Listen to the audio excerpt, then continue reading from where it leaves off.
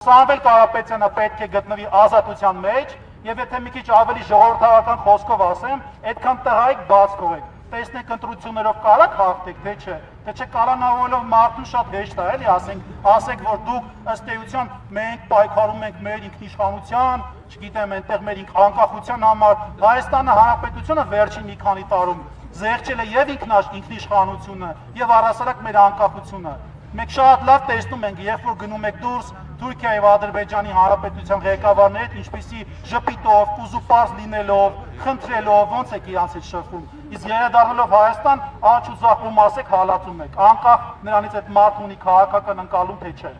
Ամենավառ օրինակը հայ առաքելական Սուրբ եկեղեցու դեմ ձեր արշավանքն է։ Սա իմ որպես հայ, որպես Հայաստանի Հանրապետության քաղաքացու պատվի հարց է։ Ես չեմ կարող իմ ինքնությունը կորցնել եւ ուժեղ Հայաստան կուսակցությունը նաեւ դրա համար է ստեղծված։